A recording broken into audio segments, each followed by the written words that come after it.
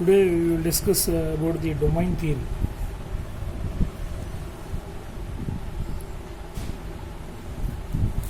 So this domain theory was proposed by Weiss. So in domain theory, as we discussed in the ferromagnetic material, a small regions are there.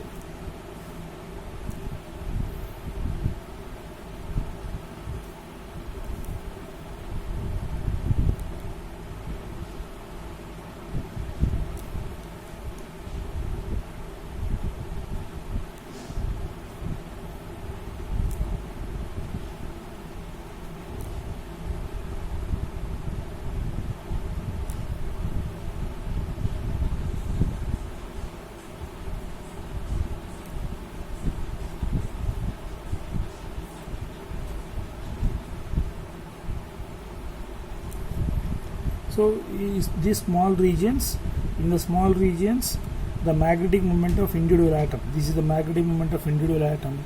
So the magnetic moment of individual atoms are aligned in one direction. The magnetic moment of all these atoms are aligned in direction. The magnetic moment of all these atoms are one direction. But as a whole, the magnetic moment of the substance is zero, because the magnetic moment is, this domain is cancelled by this, as well as this domain is cancelled by this one. As a whole, that magnetic moment zero.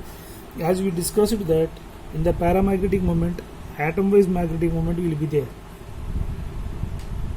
but in the ferromagnetic material, the magnetic moment of individual atoms will be like this. So how these domains will be oriented in single direction? According to Weiss, he proposed that exchange energy. So the unpaired electron of one atom, the unpaired electron of another atom will exchange their energy and they will orient in one direction. Exchange energy will take place. So all these atoms are oriented in single direction. This is called as domain. So domain means a small region in the ferromagnetic material in which the magnetic moments of individual atoms are aligned one direction. When we are applying the magnetic field to this ferromagnetic material,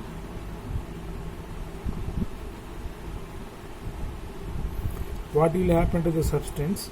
So these magnetic lines of force will enter into the sample and they will try to orient the domains in a single direction. So మనం ఈ direction magnetic field apply చేస్తున్నాం, ఈ ఆపోజిట్లో ఏవైతే domains ఉన్నాయో they will try to reorient. So the domain size will decrease.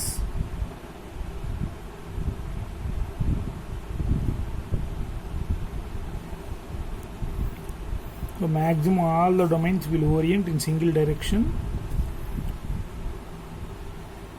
Remaining domains will try to orient.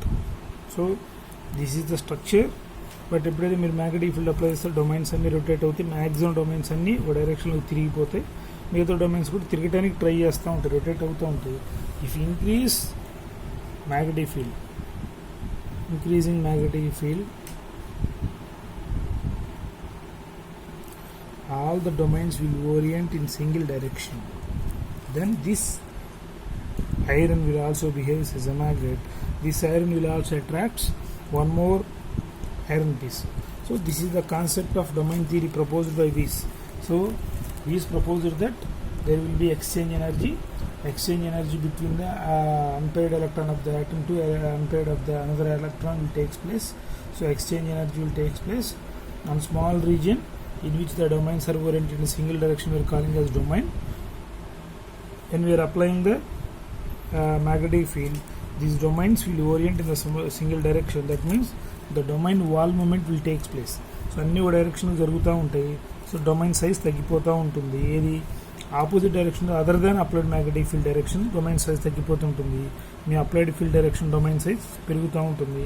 If increase further magnetic field, all the domains will be oriented in single direction, right? Next, applications of ferromagnetic materials.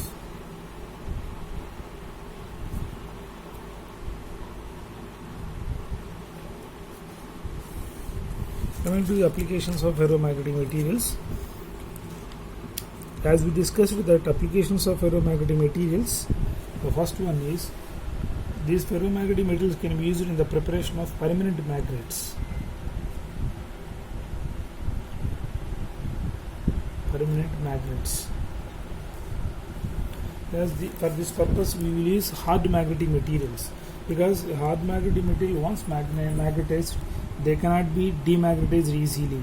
So once we magnetic మారిస్తే, so hard magnetic materials మనం మళ్ళీ demagnetize చేయలేం కాబట్టి permanent magnets preparation లో these hard magnetic material we use. Next, transformer cores.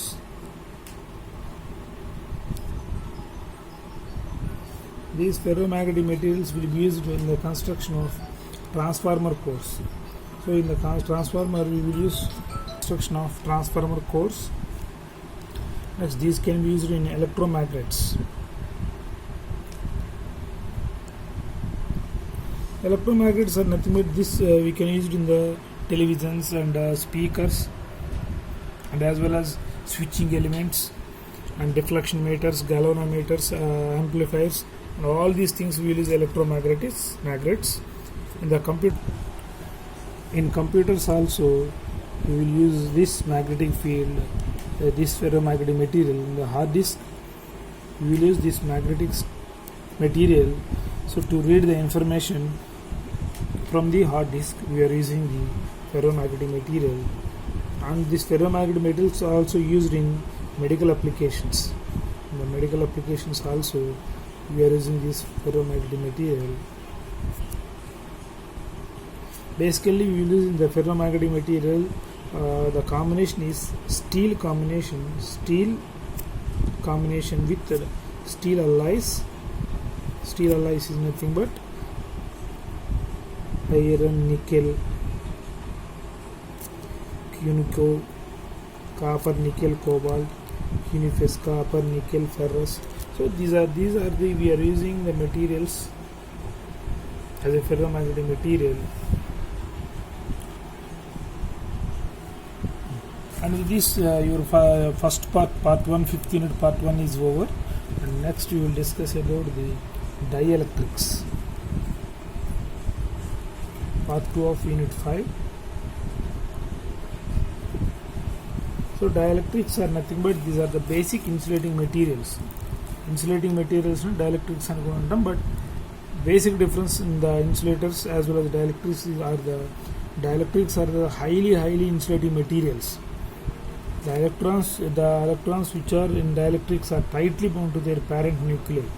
So in dielectrics,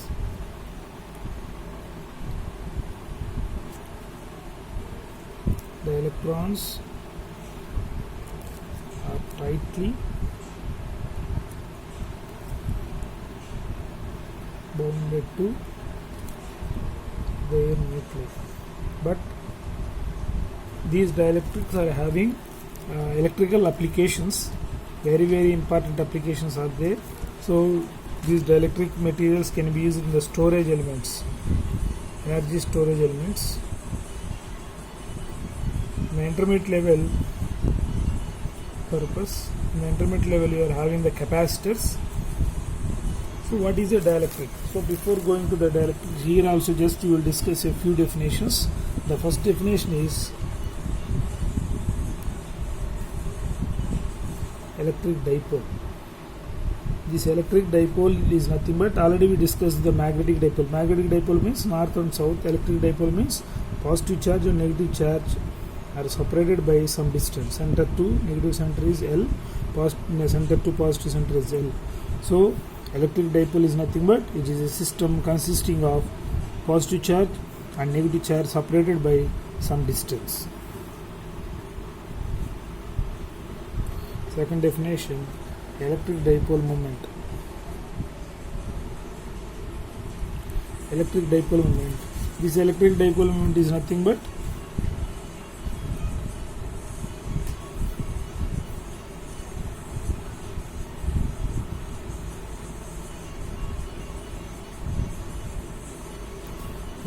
charge into separation between two charges.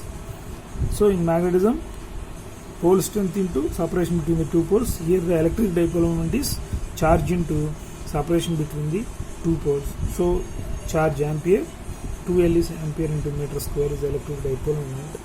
So here we, in this dielectrics topic, we are having the same terminology with the magnetism, electric dipole moment. So in the magnetism we are having the magnetic induction.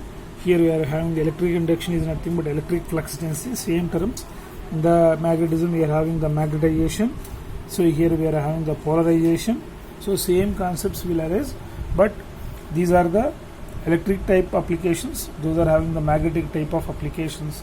So in the next class we will discuss few more definitions as well as the polarization concepts.